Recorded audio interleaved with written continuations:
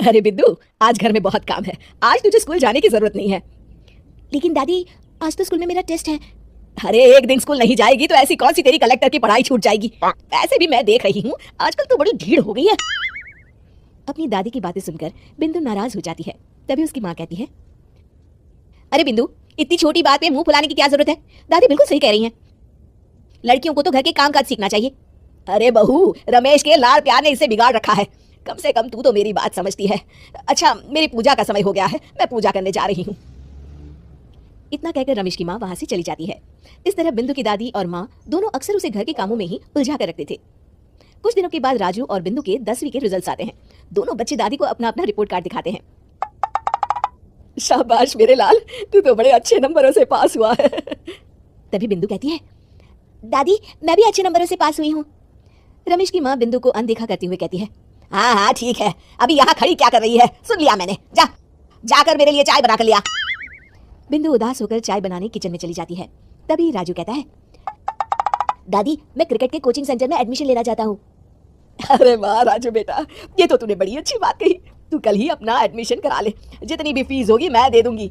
अरे एक दिन मेरा पोता विराट कोहली बनेगा। इस तरह अक्सर रमेश की माँ अपनी पोती बिंदु के साथ दुर्व्यवहार करती थी। कुछ दिनों के बाद रमेश की माँ और उसकी पत्नी दोनों सास बहू मिलकर राजू का एडमिशन अच्छे स्कूल में करवा देते हैं, लेकिन बिंदु का एडमिशन नहीं करवाते। इस बात से नाराज होकर बिंदु अपनी दादी से कहती है, लेकिन दादी मुझे भी आगे की पढ़ाई करनी है। अरे क्या करेगी आगे की पढ़ाई लिखाई करके, हैं? आज से ये पढ़ाई का भूत अपने दिमाग से उतार दे। इतना कहकर रमेश की माँ वहां से चली जाती है।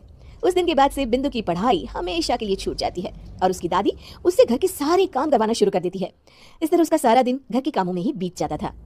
कुछ दिन बीत जाते हैं और एक दिन रमेश छुट्टियों पर घर आता है। बिंदु को घर के काम करते हुए देख उससे कहता है, अरे बिंदु बेटा, तुम स्कूल नहीं गई? पिताजी, दादी ने मेरा एडमिशन कराने से मना कर दिया है। वे कहती है घर पे रहकर घर के काम करना सीख। अपनी माँ का ये बर्ताव देख रमेश को बहुत गुस्सा आता है और वो अपनी माँ से कहता है, माँ ये तुमने क्या किया? आगे की पढ़ाई के लिए स्कूल में बिंदु का एडमिशन क्यों नहीं करवाया? अरे बेटा, लड़की जात है, ज्यादा पढ़ लिख कर क्या करेगी? वैसे भी शादी के बाद तो इसे घर के ही काम करने हैं ना। तुम किस जमाने में जी रही हो माँ? अगर कल्पना चावला के घर वाले भी तुम्हारी सोच के होते तो क्या वो पूरी दुनिया में हिंदुस्तान का नाम रोशन कर पाती? इसका स्कूल छुड़वाकर तुम इसका भविष्य बर्बाद कर रही हो, लेकिन मेरे रहते ऐसा नहीं होगा। बिंदु बेटा, कल ही तुम्हारा एक अच्छे स्कूल में एडमिशन करा दूंगा। तुम जितना चाहे उतना पढ़ो, मेरे होते हुए तुम्हें किसी बात की चिंता करने की जरूरत नहीं है। अपने पिता से हौसला पाकर बिंदु खुश हो जाती है और कहती है, जी पापा, मैं खूब मन लगाकर पढ़ाई करूंगी और बड़ी होकर डॉक्टर बनूंगी। ये हुई ना बात, शाबाश मेरी बेटी। शिक्षा, लड़का हो या लड़की, हमें दोनों को आगे बढ़ने का मौका देना चाहिए।